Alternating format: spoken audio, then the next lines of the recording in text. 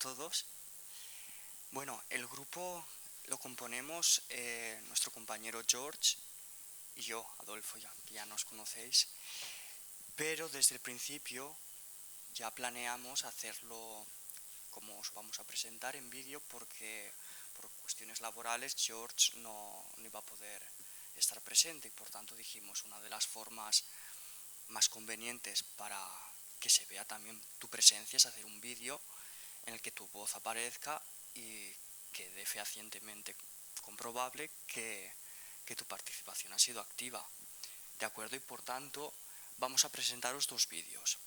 El primer vídeo no es el oficial, de hecho no está bien ensamblado, y algún corte de audio no está bien concatenado con la imagen, pero la lectura que hicimos de la pícara queda un poco lejana y creo que sirve bastante bien como introducción, como, digamos, un prólogo o algún tipo de introducción a lo que es la lectura, y también el contexto histórico, que me parece muy importante que lo tengamos claro. El segundo vídeo es un poquito más formal, también un poquito más tedioso, si podemos decirlo, pero creo que es importante. Cualquier duda que os surja durante la visualización, por favor, después me lo hacéis saber, porque también hay alguna pregunta. Estad muy atentos al audio, porque hay alguna pregunta implícita que después trataremos todos de responder juntos, ¿de acuerdo? Pues vamos con ello. El primero, ya os digo que veréis algún error, pero no es el oficial. Si todo lo que conocéis desapareciera mañana, ¿seguiríais siendo la misma persona? Arde. El cielo se llena de humo. Los pueblos desaparecen. Las iglesias se convierten en refugios. Las casas en cenizas. El siglo XVII fue uno de los siglos más violentos de Europa. La Guerra de los 30 años arrasó ciudades enteras. El hombre caminaba junto a los... La pícara nace en un mundo injusto. No tiene privilegios. No tiene apellido importante. No tiene poder. Y por eso aprende algo esencial. La inteligencia vale más que la fuerza. Mientras los hombres luchan con espadas, ella lucha con máscaras.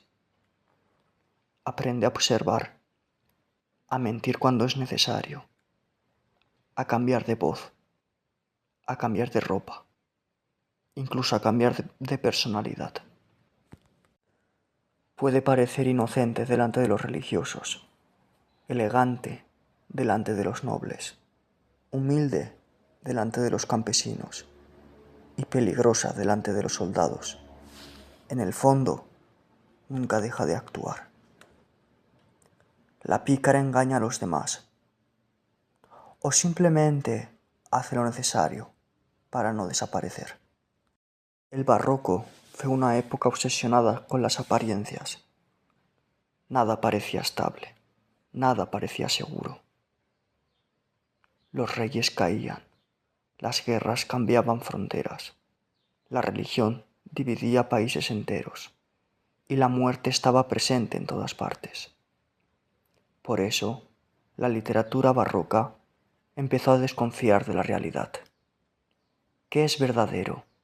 La pícara es un camaleón humano. Cambia para sobrevivir. Cambia porque el mundo la obliga. Cambia porque quedarse igual puede significar morir. Aquí la vemos convertida en muchas mujeres distintas. Noble, mendiga, devota, seductora, inteligente, vulnerable. Ninguna es completamente falsa y ninguna es completamente verdadera. Si cambiar nos permite sobrevivir, entonces, ¿seguir siendo uno mismo es realmente posible? Hay un símbolo que resume perfectamente a la pícara: el camaleón. En los siglos XVI y XVII, el camaleón fascinaba a Europa. Los escritores barrocos lo veían como un animal extraño y casi mágico. Cambiaba de color, se adaptaba al entorno, parecía transformarse constantemente. Y por eso se convirtió en una metáfora del ser humano. Barroco entendió algo incómodo. Quizá la identidad no sea algo fijo. Quizá todos cambiamos según el miedo, según el deseo, según el lugar donde estamos. Y quizás esa sea la tragedia más profunda del personaje. No perder su vida, sino perder su identidad estable. ¿Hasta qué punto podemos cambiar sin dejar de reconocernos? Pero adaptarse tiene un precio. Cada máscara deja una grieta. Cada mentira deja una distancia. Cada transformación aleja un poco más a la persona de quien eras antes. La pícara sobrevive, pero nunca pertenece del todo a ningún lugar. Está entre mundos, entre clases sociales, entre identidades. Aunque esta historia fue escrita hace siglos, sigue hablando de nosotros. Nosotros también cambiamos según el lugar, según quien nos mira, según lo que queramos conseguir, según lo que temamos perder. En redes sociales mostramos una versión, en clase mostramos otra, en privado quizá otra completamente distinta. Tal vez por eso la pícara todavía nos incomoda, porque nos recuerda algo que preferimos no admitir. Todos y quizá en un mundo que cambia constantemente, todos terminamos convirtiéndonos un poco en camaleones. Porque como nos dice la pícara, en tiempos de guerra el héroe lucha, la pícara cambia. Este es el primero. Vamos al segundo, que aquí aparece ya la voz de George. Prepárense, porque hoy nos adentramos en una de las aventuras más sorprendentes, crudas y fascinantes de la literatura barroca alemana. Vamos a hablar de La pícara coraje, de Johann Jakob Christoph von Grimmelshausen, una obra ambientada en el caos absoluto de la Guerra de los 30 años. Un mundo de barro, pólvora, hambre y violencia, donde nada es estable y donde sobrevivir exige algo más que valentía. Exige inteligencia, astucia y una enorme capacidad de transformación. Y lo más interesante es que esta historia no presenta héroes perfectos, ni figuras idealizadas, porque Coraje no nace heroína, se convierte en una superviviente en medio de un mundo completamente roto. Y aquí surge la gran pregunta: ¿quién fue la mujer más astuta y peligrosa de aquella Europa devastada por la guerra? Porque este conflicto no fue simplemente una guerra más, fue una auténtica catástrofe continental que arrasó ciudades enteras y destruyó millones de vidas. Y justo en medio de ese escenario aparece nuestra protagonista, Coraje, una antiheroína que no solo consigue escapar del hambre, las masacres y el desorden, sino que además aprende a aprovechar el caos y a manipularlo a su favor. Esta es la legendaria Coraje. Su apariencia impresiona: cabello oscuro, joyas, elegancia, presencia casi teatral. A simple vista, nadie diría que proviene de un mundo destruido por la guerra, pero esa imagen es engañosa. Detrás de esa fachada hay una mujer marcada por la violencia y moldeada por la necesidad de sobrevivir. Coraje representa una idea muy barroca. En tiempos de crisis, la identidad puede convertirse en una máscara y la supervivencia en una forma de poder. Sección 1. El nacimiento de una leyenda.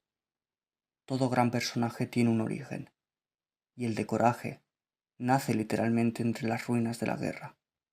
En 1670, Grimmelshausen creó una figura como una especie de contraparte femenina de su personaje más famoso, Simplicius o Simplicissimus. Pero Coraje no aparece simplemente como acompañante o figura secundaria. Desde el primer momento ocupa el centro de la escena y desafía un universo dominado por hombres, soldados y aventureros. Además, la obra pertenece a la tradición de la novela picaresca, y eso es importante, porque Coraje comparte muchos rasgos con el pícaro clásico. Sobrevive gracias al ingenio, cambia constantemente de identidad, engaña cuando es necesario y se adapta a cualquier situación.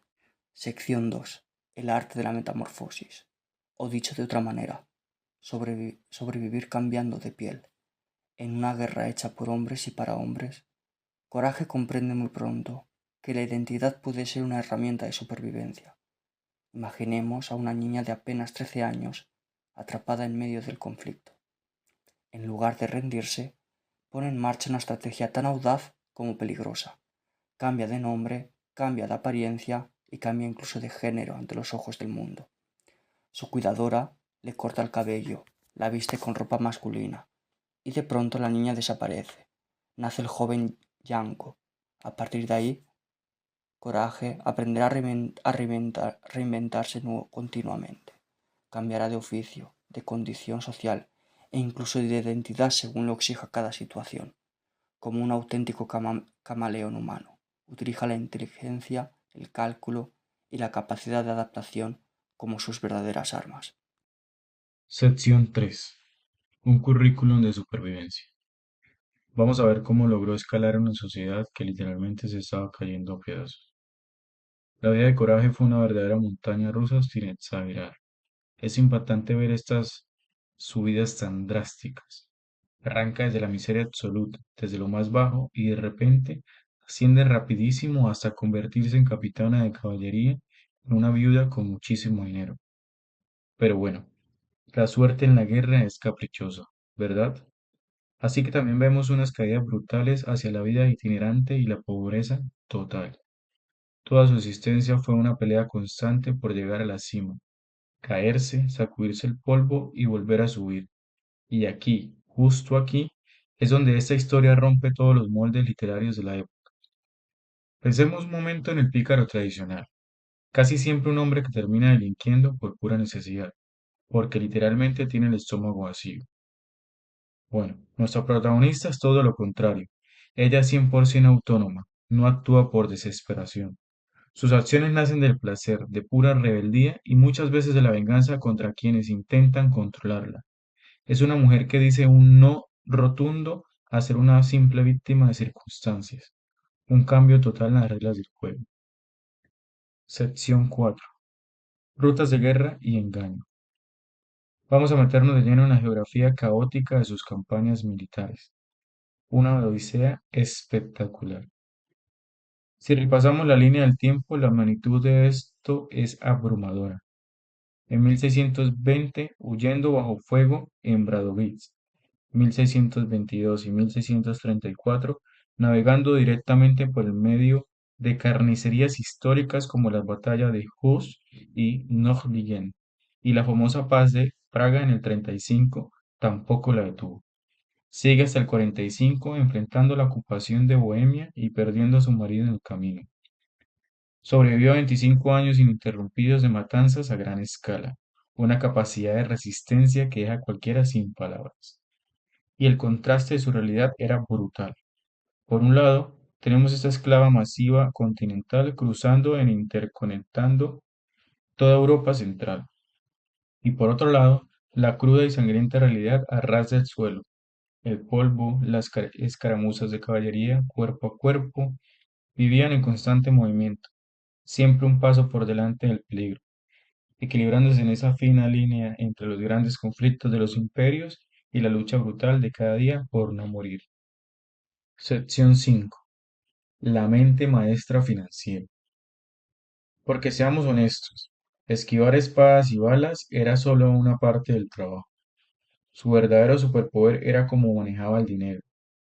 Escuchar sus propias palabras es fascinante. Destilan pura genialidad. Mientras otros soldados se gastaban todo el botín en las tabernas de turno, Coraje cuenta cómo dispersaba sus riquezas por grandes ciudades, Usaba agentes de cambio, hacía inversiones seguras y calculadas. Básicamente manipuló todo el sistema financiero patriarcal de la época para erigirse como una mujer de negocios totalmente independiente. Manejaba sus finanzas con la misma frialdad y astucia con la que un general mueve sus tropas en el tablero, una absoluta pionera. Su nivel de pragmatismo era impecable. Usaba absolutamente todo a su favor. Su encanto natural y su inteligencia superafilada funcionaban como armas letales para vaciarle los bolsillos a cualquiera que cometiera el error de subestimarla, y para blindar su imperio financiero no descartaba nada, ya fueran matrimonios por conveniencia o una estafa elaborada. Si la táctica le garantizaba seguir siendo rica y libre, la ejecutaba. Era, sin dudarla, la estratega suprema de su propio beneficio. Sección 6. Un legado inmortal. Después de tanta guerra, tanto engaño y tantas riquezas, veamos la enorme sombra que dejó en la historia y en el arte. Porque ese espíritu legendario no se quedó estancado en el siglo XVII, resonó fuertemente a través de los siglos. Gigantes de la literatura moderna quedaron cautivados por su arquetipo. Pensemos un momento en Bertolt Brecht, quien tomó esta inspiración para su famosísima obra Madre Coraje y sus hijos en el 39, justo antes de comenzar la Segunda Guerra Mundial, usándola para criticar con muchísima fuerza la máquina destructiva de la guerra. Y décadas más tarde, en el 79, Günter Grass también la revivió en sus páginas. Nuestra pícora original se transformó en un símbolo universal y eterno de la tenacidad humana, incluso frente a la destrucción masiva. Para cerrar esta exploración, nos queda una gran pregunta dando vueltas. ¿Fue Coraje solamente el producto salvaje de un siglo ensangrentado? ¿O estamos hablando de la primera gran arquitecta moderna de su propio destino? Su épico viaje desafía todas las reglas que conocemos.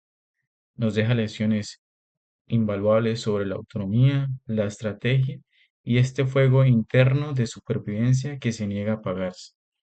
Es una leyenda espectacular que definitivamente nos invita a seguir descubriendo sus secretos y su increíble historia. Gracias.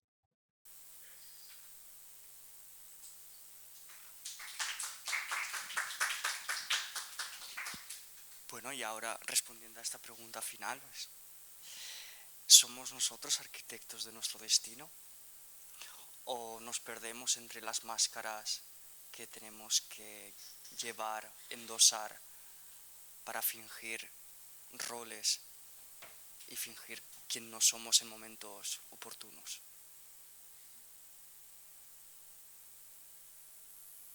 Si queréis hacer debate ahora, está bien que sea muy breve, por favor, porque Vale, las preguntas estaban pensadas para durante sí, lo digo porque quedan aún varios minutos, pero bueno, si vale. alguien quiere atreverse a formular una respuesta, adelante. En el ejercicio de deconstrucción, justo concatenando con el grupo anterior, de construcción de la masculinidad, aquí vemos completamente lo distinto. Vemos la construcción de una feminidad fuerte, insólita en ese momento, intrépida. ¿Veis alguna diferencia? A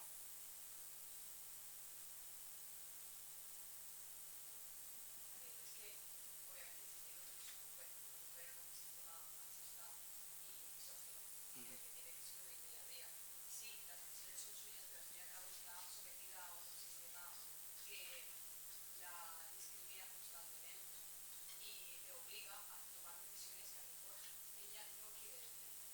Lo digo porque en un mundo de hombres sí que tendría más libertad, pero está sometida a ello, a lo social, a lo económico, a todo. Es verdad que está sometida a ello, el contexto de alguna forma le obliga a actuar como actuó, pero jamás se rindió. Y siempre se adaptó a cualquier situación y a cualquier marido también.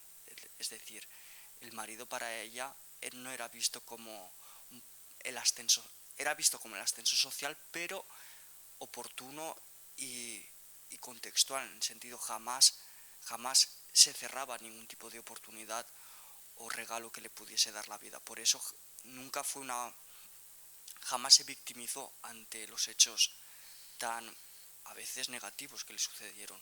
Continuó hacia adelante y en vez de representar el papel de sumisa, obediente y apocada que podía ser la mujer del momento, ella representó todo lo contrario.